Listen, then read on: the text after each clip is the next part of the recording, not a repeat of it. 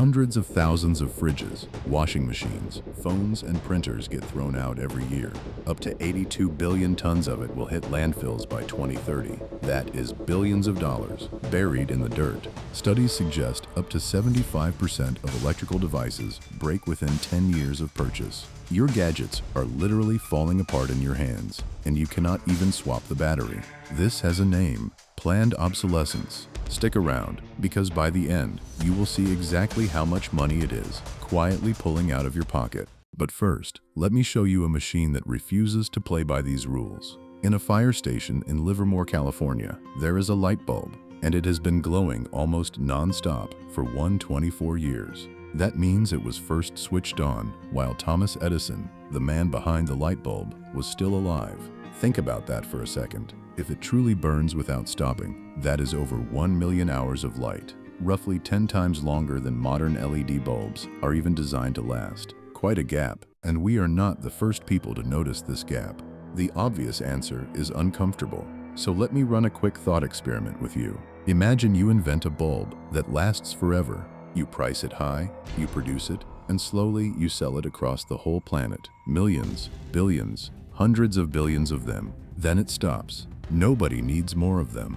Orders collapse to the point where keeping your factory workers on the payroll no longer makes sense. Sure, you made absurd money, but if you became a public company, your shareholders are furious. Your business no longer prints steady, endlessly growing profit. You also killed off the competition, wrecked the market, and probably put thousands of people out of work. Suddenly, the twisted motivation becomes very clear. Even if a truly eternal bulb is unrealistic, the logic repeats everywhere. If people buy your product less often, your profit drops, so you make sure they keep coming back. And is a longer-lasting bulb even possible today? Yes, and the proof is hiding in Dubai. Once again, our story is about light bulbs. There is one specific bulb you can only buy in Dubai.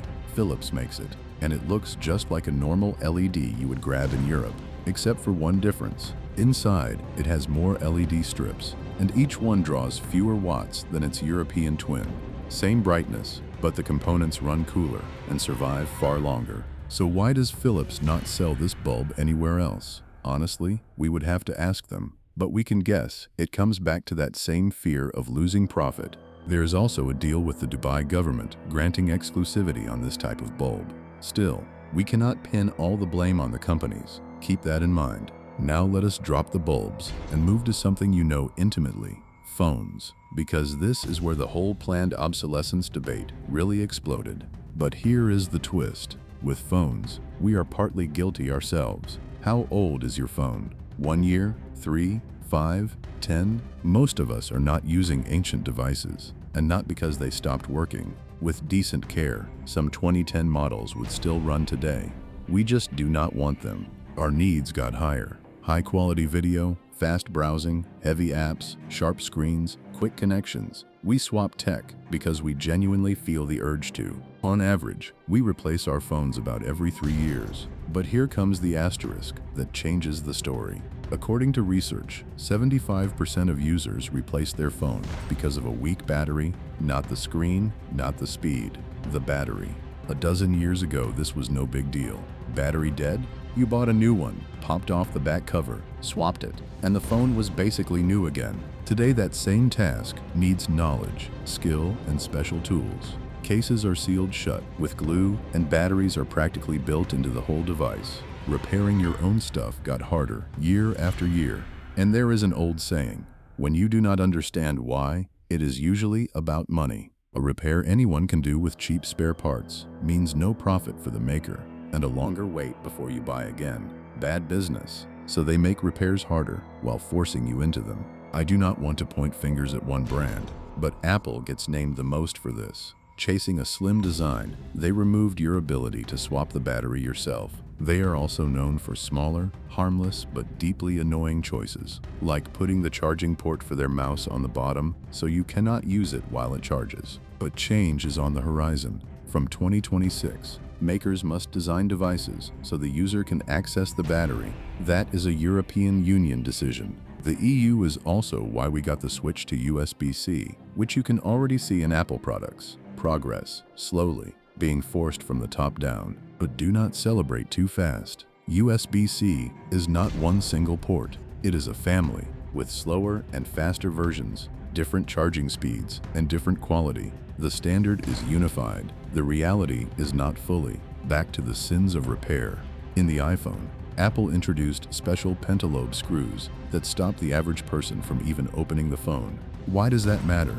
Because repair is how you extend a device's life.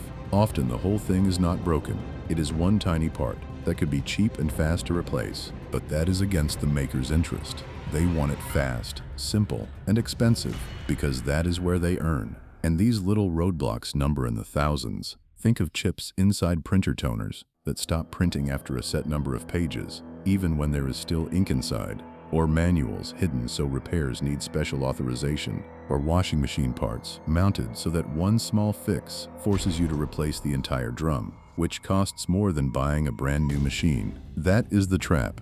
Then there is the darker software version. Companies shut down servers and wipe files so you can no longer download them. This creates abandonware, games, films, and programs stuck in limbo with zero support. And now the big one, Batterygate. 2016, an iOS update on the iPhone 6 quietly did something strange. At 30% battery, the phone suddenly jumped to 1% and shut off.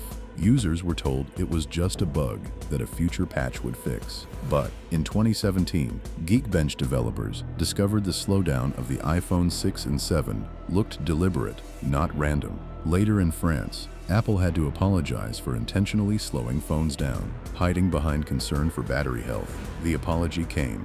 The bad taste stayed. People got more skeptical, and they should be. But electronics are just the simplest example of planned obsolescence. There are many more, and they might surprise you. Take school and university textbooks, huge in the United States, where they can cost hundreds of dollars. You always need the newest edition, and that new edition might differ by a single sentence, a new cover, or something equally tiny that changes none of the actual information inside. Pure profit. Car brands do it too. They roll out mostly cosmetic changes every year, hoping you will feel like your 5-year-old car is somehow 5 models out of date. They can speed it up by shrinking the supply of authorized parts. But squeezing money out of your upgrades is not the only reason things got worse. There is another, and it involves us. It comes down to price and access. Long ago, owning a washing machine, a TV, or a car was hard. Production was complicated, slow, and expensive, so things were built to last, because replacing them might be impossible for many people.